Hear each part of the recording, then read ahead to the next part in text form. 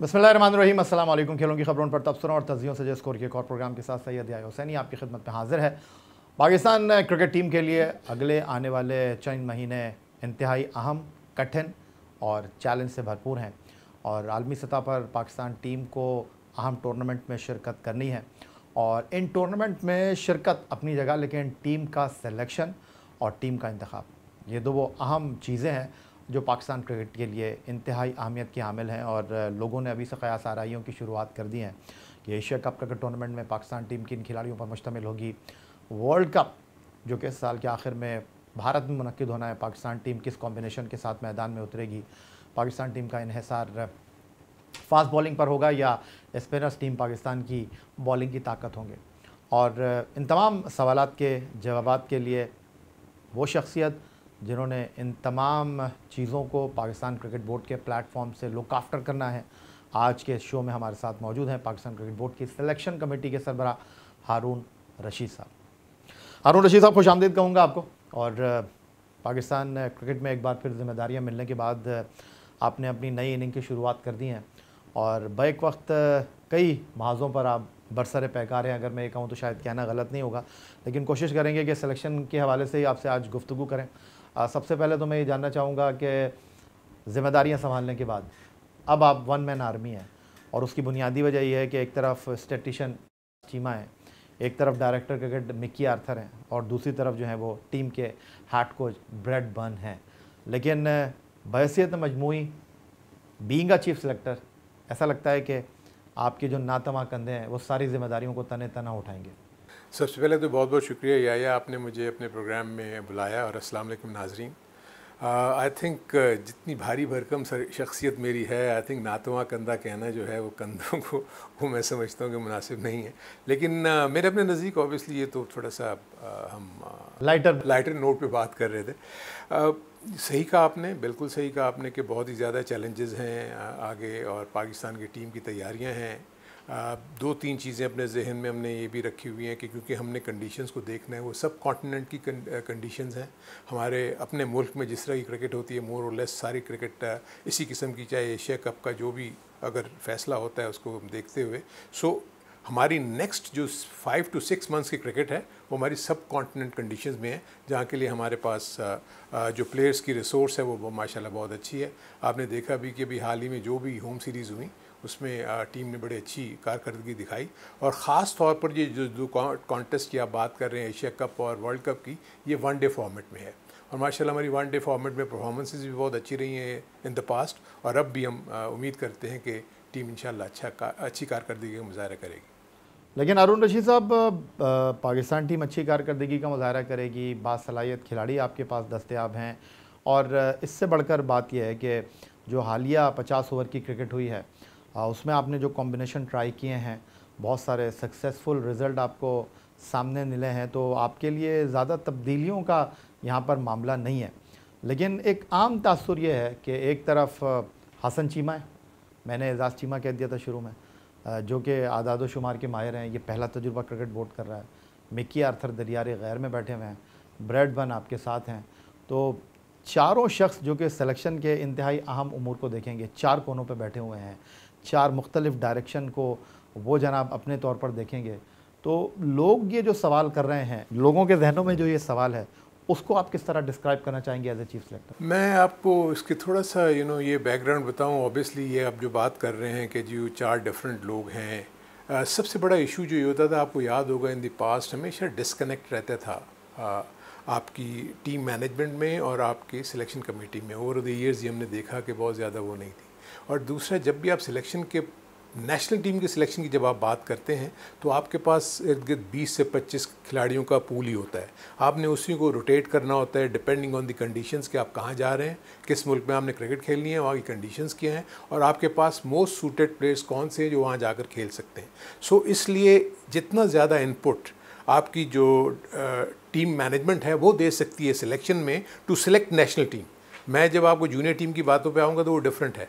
सो मेरे अपने नज़दीक ये एक ऐसा तजुर्बा है जो इंशाल्लाह मुझे उम्मीद है कि अच्छा होगा, क्योंकि ऑलरेडी जो मैं जिस तरीके से इनके साथ मैंने इंटरेक्ट करना शुरू किया है उससे तो मुझे लग रहा है कि बहुत ही प्रोफेशनल वे में ये काम हम कर रहे हैं, और जो इनपुट जो है वो आती है वो बड़ी सॉलिड, एक दूसरे को बाकायदा डिबेट करने के बाद, बहुत ज़्यादा चीज़ें डिस्कस करने के बाद आप किसी एक चीज़ पर पहुँचते हैं और उसके बाद आप उसको स्टिक करते हैं। दूसरा एक और चीज़ भी है कि जो हम देखते थे कि इन द पास्ट आपने देखा होगा फर्स्ट टाइम हमने रोटेशन पॉलिसी को अपनाया, जो कि आपके लिए बड़ी कारगर साबित हुई। सो आगे चल के हम देखेंगे। आपने हसन चीमा की बात की, देखिए ये थोड़ा सा मैं क्लियर कर दूं अपने नाजरीन के लिए भी कि स्टैट्स को लोग समझते हैं कि जी प्लेयर्स ने कितने मैचेस खेले, कितने रन्स बनाए, या एक बॉलर ने कितनी विकेट्स ली इन अ पर्टिकुलर टूर्नामेंट, और वो बेस बना के आप टीमों को सेलेक्ट करते थे। ऐसा नहीं है, क्योंकि अब होता ही है कि हमने जिन भी कंडीशन में जाना होता है वहाँ उस पर्टिकुलर वेन्यू की हमने ओवरऑल हिस्ट्री देखने के बाद वो हमें स्टैट्स के ज़रिए मिलती हैं कि यहाँ पर फास्ट बॉलर सक्सेसफुल रहे हैं, यहाँ पर स्पिनर्स सक्सेसफुल रहे हैं, या हमारे पास कौन से ऐसे प्लेयर्स हैं जो इन कंडीशन में खेलते हैं। लंच तक क्या सिचुएशन रहती है, पहले से 10 ओवर में क्या होता है, 11 से 40 ओवर में क्या होता है, या 41 से 50 ओवर्स में क्या होता है। तो ये पूरा एक साइकिल है। अगर आपको जो जिस तरह के स्टैट्स हमारे पास आ रहे हैं और जिस तरह मतलब हसन जो काम कर रहा है, दूसरा ये है कि वो सिर्फ स्टैट्स का ही तो वो नहीं है, वो फ्रेंचाइज में उसने बहुत ज़्यादा काम किया हुआ है, प्लस उसने फॉरेन लीग्स में बहुत काम किया हुआ है, और वो सिलेक्शन टीम का पार्ट है, वो हिस्सा है, वो सेक्रेटरी भी है सिलेक्शन कमेटी का। सो ऑब्वियसली ये एक तजुर्बा है। आप देखेंगे with the passage of time results अगर अच्छे आना शुरू हो जाएंगे तो लोग खुद ही ये कहना शुरू कर देंगे। हारून रशीद साहब, आपने माहिर आदाद शुमारियात हसन चीमा की बात की, और आपने कहा कि आदाद शुमार सिर्फ खिलाड़ी का डेटाबेस नहीं देखते, बल्कि हम ये भी देखेंगे कि टेस्ट मैच में यहाँ क्या रिज़ल्ट रहे हैं, यहाँ किस पाए का खिलाड़ी खेला है। ये बातें अपनी जगह ठीक हैं, लेकिन मुख्तसरन हसन चीमा साहब, जिस तरह आपने कहा कि PSL में भी इन्वॉल्व हैं, इस्लामाबाद यूनाइटेड के साथ हैं, 2018 से ये फ्रेंचाइज जो कि डेटा के ऊपर डिपेंड करती है, वो फाइनल नहीं खेली PSL का, और 5 साल में इस टीम ने डेटा के ऊपर बहुत ज़्यादा बैंक किया। और हसन चीमा जिस फ्रेंचाइज़ के साथ रहे, उनके कप्तान शादाब खान आपकी वाइट बॉल टीम के वाइस कैप्टन हैं, और यही कदाफ़ी स्टेडियम लाहौर में PSL 2023 के जो सेकंड एलिमिनेटर था, वहाँ पर सिचुएशन ये हुई कि कप्तान ने टॉस के वक्त ये कहा कि इस ग्राउंड पर पहले बैटिंग करने वाली टीम है जो जीतती है, लेकिन हम डेटा के ऊपर डिपेंड करते हैं, लेकिन हम बाद में बैटिंग करेंगे। तो सवाल ये है कि जिस फ्रेंचाइज में वो काम करते हैं वो वहाँ पर डेटा को नहीं मान रहे, तो बाबर आजम कैसे मानेंगे? It's not that. आप देखें डेटा को जिस तरीके से आप डिस्क्राइब कर रहे हैं, आई मीन कोई भी ऐसी चीज़ जो आपके पास आती है वो इस बात की ज़मानत तो नहीं होती कि आप वो मैच जीत लेंगे। इनफैक्ट जो भी चीज़ें आपके पास होती हैं उसकी बेस के ऊपर आप एक स्ट्रेटजी बनाते हो, उसके बाद प्लेयर्स का काम होता है कि उसके मुताबिक वो परफॉर्म करें। ऑब्वियसली दूसरी टीम भी जो इन सारी चीज़ों के ऊपर से गुजर के ही आती है ना मराइल से, सो वो भी अपनी तैयारी करके आई हुई होती है ऑन द डे। फिर जैसे अगर स्टैट्स ये बता रहा है कि जी इस पिच के ऊपर अगर आपने पहले बैटिंग की तो चांसेस है जीतने के, लेकिन आप उस दिन जब पहुंचे हैं आप एक्सपेक्ट कर रहे हैं कि पिच जो है वो थोड़ी ग्रीन है, इस पर बॉलर्स को हेल्प मिलेगी, तो मैं उस ज़रूरी नहीं है कि उस डेटा पे जाऊंगा, मैं उस दिन के मुताबिक सोचूंगा कि नहीं आज मुझे पहले फील्डिंग करनी चाहिए। सो ये वो चीज़ें एक्चुअली ये सारी इन्फॉर्मेशन जब आपके पास आ जाती है उसके बेस के ऊपर आप एक पूरा प्रोग्राम तैयार करते हो, लेकिन जब उसकी इम्प्लीमेंटेशन है वो तो ऑब्वियसली प्लेयर्स, अब अगर फॉर इंस्टेंस जैसे आप अगर देखेंगे कि इंटरनेशनल नॉर्म आजकल क्या है, वो ये कह रहे हैं कि जी शुरू से ही अटैक करें, टेस्ट क्रिकेट में भी आप अटैक करें। अभी आप हाल में जो इंडिया और उसका ऑस्ट्रेलिया का मैच हो रहा है उसमें देखें आपको एक दिन में 350 पौने 400 रन बने। So these are the things जो कि चीज़ें चेंज हो रही हैं, माइंडसेट चेंज हो रहा है। तो इसी को सामने रखते हुए अगर आप फॉर इंस्टेंस हमारा अगर स्ट्राइक रेट टेस्ट मैच में 46 है या 45 है जो हमें शो करके बता रहा है, अगर हमने मैचेस जीते हमने उसको लेके जाना है 60 पे 70 पे, हम जब अपने प्लेयर्स को बताएंगे तो वो फिर उसके ऊपर काम करेंगे और ताकि उसके मुताबिक हो ताकि आपके रिजल्ट्स जो हैं वो बेहतर हो। सो एक्चुअली ये इन्फॉर्मेशन गैदर करके आप स्ट्रेटजी बनाते हैं, लेकिन इट इज़ नॉट नेसेसरी कि on the day it pays of. तो हसन चीमा को तो फिर होना ही नहीं चाहिए। हारून रशीद साहब, जो आप कह रहे हैं कि इस वक्त जो इंटरनेशनल क्रिकेट के नॉर्म्स हैं जो ये बात का तकाजा कर रहे हैं कि चाहे आप वनडे क्रिकेट खेल रहे हो, चाहे T20 क्रिकेट खेल रहे हो, चाहे टेस्ट क्रिकेट खेल रहे हो, वेरी फर्स्ट बॉल से आपने अटैक करना है। जो इस वक्त आपकी वाइट बॉल क्रिकेट की फॉर्मेशन आप देखते हैं, आप इमामुल हक का स्ट्राइक रेट देख लें, आप कप्तान बाबर आजम का स्ट्राइक रेट देख लें, आप रिजवान जो नंबर 4 पर खेल रहे हैं उनका स्ट्राइक रेट देख लें, नंबर 5 पर सलमान अली आगा बल्लेबाजी करने के लिए आ रहे हैं, उनका स्ट्राइक रेट देख लें। उस एतबार से तो हसन चीमा की टीम में ये होना ही नहीं चाहिए। नो, इट्स नॉट दैट, ऐसा नहीं है। आप देखें कि अगर आप अभी इस रीसेंट सीरीज़ में अगर आप देखें तो जितने भी प्लेयर्स के आपने नाम लिए हैं उनके स्ट्राइक रेट में इजाफा हुआ है। ऐसा नहीं है कि नहीं हुआ। अगर आप उसको कंपेयर करेंगे ना कंपैरिजन में तो आपको पता लगेगा। सो ये वो सारी चीज़ें जो मैं आपको बात कर रहा हूँ कि ये जब उनके सामने जब डिस्कस होती हैं एकदम से माइंडसेट चेंज होता है। प्लेयर्स सबसे बड़ी जो प्लेयर्स के लिए जो इशू है वो ये है उनकी स्टेबिलिटी। उनको पता हो कि हमारी टीम में जगह होगी या नहीं होगी। इस चीज़ को इंश्योर किया जाएगा कि एक या दो इनिंग से कुछ नहीं होता। दुनिया भर में प्लेयर्स फेल होते हैं। मैक्सवेल कब से फेल हो रहा है, लेकिन उसको टीम का पार्ट रखते हैं कि एक या दो मैच वो किसी वक्त भी जिता देगा। सो आई थिंक इस वक्त पाकिस्तान की टीम जो है एक अच्छी बैलेंस बना हुआ है, कॉम्बिनेशन अच्छा है। और जिस तरीके से ये खेल रहे हैं, आपके पास चाहे सब कॉन्टिनेंट की पिचेज़ हों या बाहर जाके जब आप खेलेंगे, हमें बैटिंग में डेफिनेटली इशू होता है बाहर के ममालिक में जहाँ पर एक्स्ट्रा बाउंस हो। वेराज बॉलिंग आपकी बहुत टॉप क्लास है, चाहे वो स्पिन डिपार्टमेंट हो चाहे आपका फास्ट बॉलिंग डिपार्टमेंट हो। सो मैं ये फील करता हूँ कि टीम का बैलेंस और कॉम्बिनेशन बहुत अच्छा है। इंशाल्लाह मुझे उम्मीद है कि अच्छा परफॉर्म करेंगे। रिस्पॉन्सिबल कौन होगा अरुण भाई सिलेक्शन में, आप, हसन चीमा, मिकी आर्थर या ब्रैडमैन? आई थिंक आप इसको तो ये बड़ा इजी है, आप ओवर द ईयर्स उठा के देख लें कि आपका अल्टीमेटली जो खिलाड़ी है वो तो सिलेक्शन कमेटी पे गिरती है ना। आपका जो भी नया सिलेक्टर्स का पैनल आता है वो उन्हीं प्लेयर्स को सिलेक्ट करता है। सो आपके पास जो अवेलेबल रिसोर्सेज हैं ऑन द डे, अगर वो नहीं परफॉर्म करेंगे तो ऑब्वियसली कोई ना कोई यहाँ पर तो हमारे इस मुल्क में हार और जीत को तो बहुत ज़्यादा वो मिलती है पजीरा इन दैट सेंस के सोशल मीडिया। तो यहाँ पर जीतेगी तो टीम के खिलाड़ी क्रेडिट लेंगे, हारेगी तो सिलेक्शन कमेटी की गर्दन आ गया। ये तो आपका ये तो एक जिसको कहना चाहिए कि वो बग़ैर लिखे हुए एक मुसल्लमा असूल है कि इस तरीके से होता है। लेकिन आप अपनी तरफ से कोशिश करते हैं कि आप पाकिस्तान की टीम के लिए बेहतर से बेहतर रिसोर्स पैदा करके और उनको आप एक अच्छी टीम की सूरत में उनको दें। एंड देन टीम मैनेजमेंट और जो कैप्टन जो डिसाइड करते हैं to play the 11 on that particular day, उसके बाद वो ये है कि अच्छे रिजल्ट्स भी आते हैं, बुरे रिजल्ट्स भी आते हैं। कुछ लोगों को तहफ़्फ़ुज़ात हैं, कुछ लोगों का ख्याल है कि आपकी सिलेक्शन कमेटी में बाबर आजम को भी होना चाहिए था। बाबर आजम तो ऑब्वियसली देखें, अगर उसकी टीम का कोच और वो है तो बाबर आजम से तो डेफिनेटली आप करते ही हैं ना। ये तो नहीं है कि कप्तान को आपने बिल्कुल, अभी भी जो भी चीज़ें होती हैं कप्तान की कंसल्टेशन उसमें शामिल होती है। और इससे पहले भी वो एडवाइजरी कैपेसिटी में ही होते थे, उनकी इंपॉर्टेंट राय जो है उसको बड़ी अहमियत दी जाती थी और अब भी आई थिंक उसको अहमियत दी जाएगी, इसमें तो कोई वो नहीं है।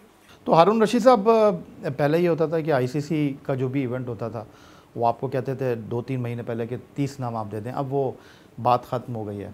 लेकिन आप अपने तौर पर खिलाड़ियों का पूल कर रहे हैं Asia cup and world cup कि हम इन्हीं के दरमियान रहेंगे।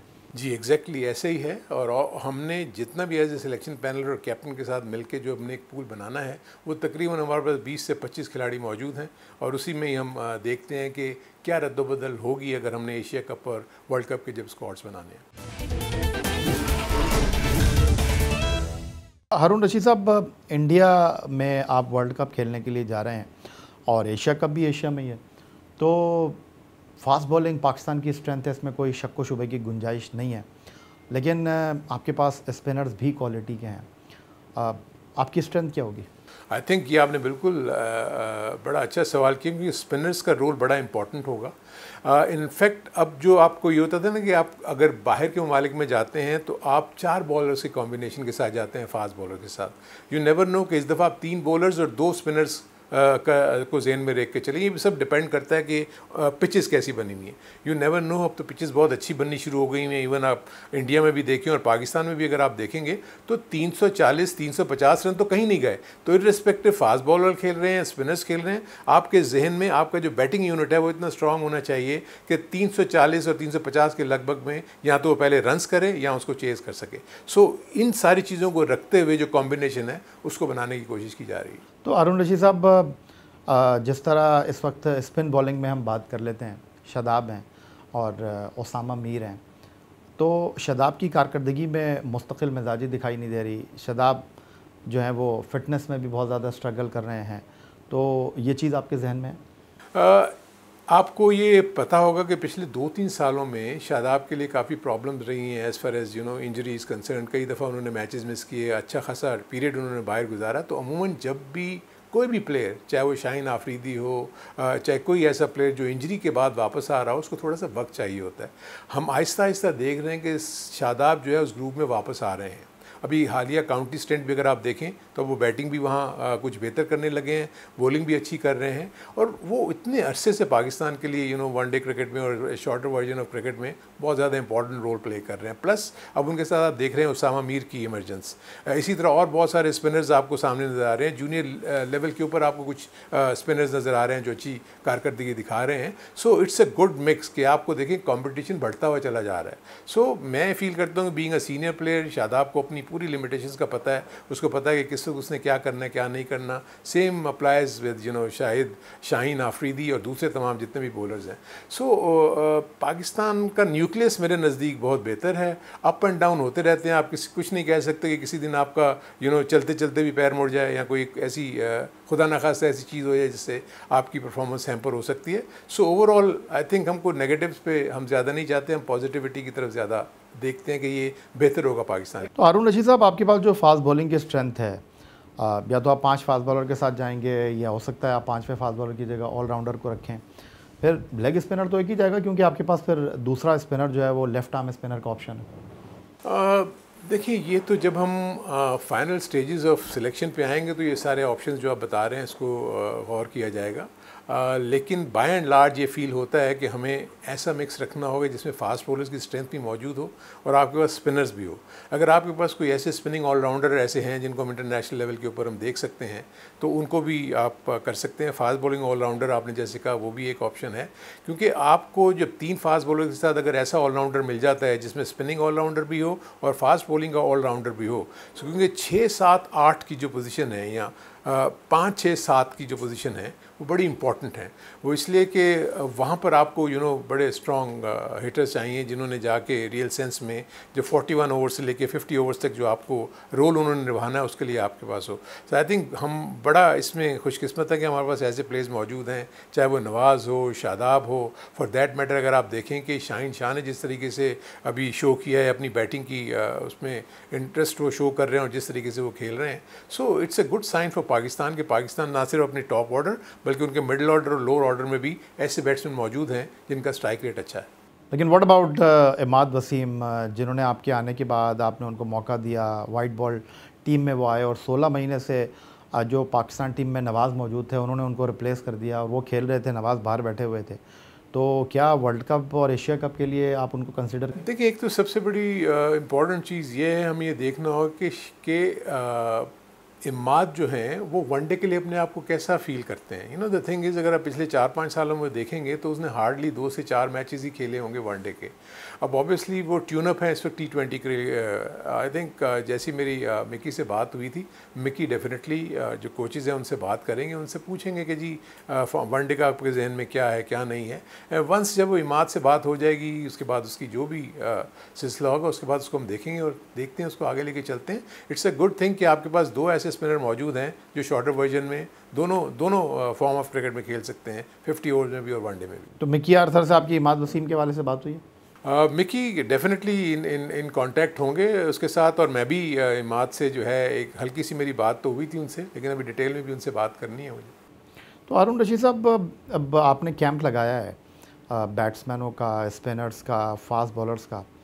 एक जनरल परसेप्शन ये है कि अहमद शहजाद हो गए, आबिद अली हो गए, उमर अकमल हो गए, वहाब रियाज हो गए, इनको आप सेलेक्ट करें ना करें लेकिन कैंप में तो उनको बुलाना चाहिए। देखिए, इस वक्त आपको ये भी समझने की ज़रूरत है कि इस वक्त जो पाकिस्तान का न्यूक्लियस बना हुआ है ना, वो ऑलरेडी एक सेट पैटर्न के ऊपर चल रहा है, और हमने ये भी देखना है कि हमारे पास, देखें, ये सब ट्राइड एंड टेस्टेड हैं। इनके ऊपर तो किसी किस्म की ट्रायल्स का कोई कॉन्सेप्ट नहीं है।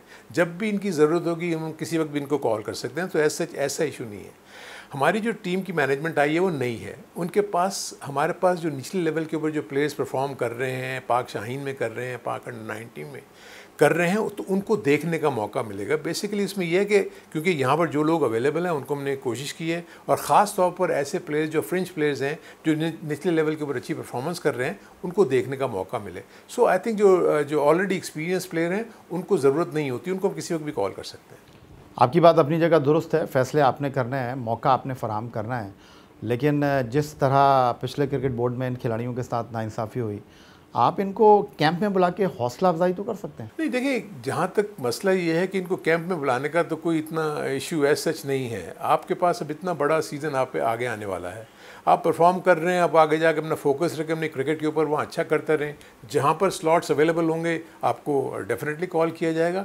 किसी को भी आप राइट ऑफ तो नहीं कर सकते, लेकिन ये कह देना कि जी आप इस कैंप में बुलाएं या ना बुलाएं, ये ऑब्वियसली हमने, क्योंकि जो हमारे पास नंबर्स थे उसको सामने रखते हुए हमने उन नए लड़कों को ज़्यादा तक देखना था। इनको तो सब ने देखा भी हुआ है, इसलिए कोई इशू ऐसा सच नहीं है कि हम इनको। मैं इस तनाजुर में बात कर रहा हूँ हारून रशीद साहब के, अगर हम बात करें 2011 वर्ल्ड कप की, तो टीम के साथ ट्रैवल कर रहे थे सोहेल तनवीर, वर्ल्ड कप जुनैद खान खेलने चले गए, उनको वकार यूनुस ने एक मैच भी नहीं खिलाया।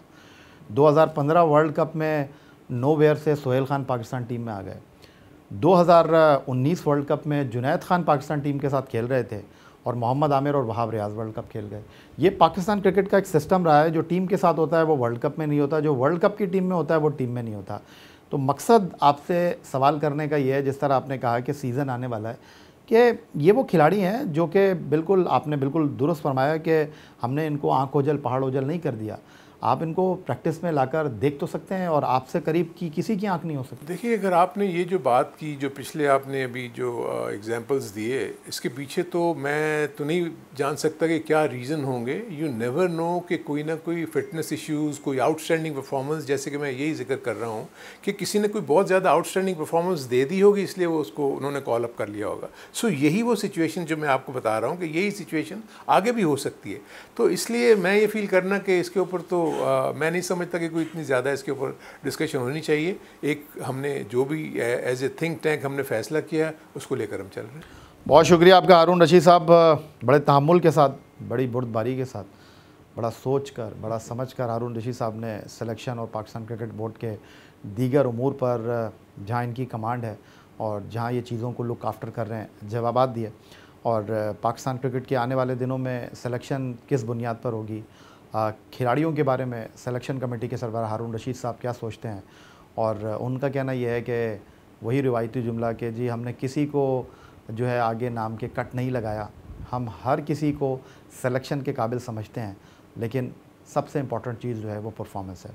तो हारून रशीद साहब की गुफ्तगू आपने सुनी, यही आज का हमारा ये प्रोग्राम था। सैयद याह्या हुसैनी को स्कोर की पूरी टीम के साथ अपने आज के मेहमान पाकिस्तान क्रिकेट बोर्ड की सिलेक्शन कमेटी के सरबराह हारून रशीद के साथ इजाज़त दीजिए, इस दुआ, इस उम्मीद, इस तवक्को के साथ कि पाकिस्तान में खेल और खिलाड़ी तरक्की करते रहें। ट्विटर पर आप मुझे फॉलो कर सकते हैं, आप हमें ईमेल कर सकते हैं, अपनी राय से आगाह कर सकते हैं score@geo.tv पर। अल्लाह हाफ़िज़।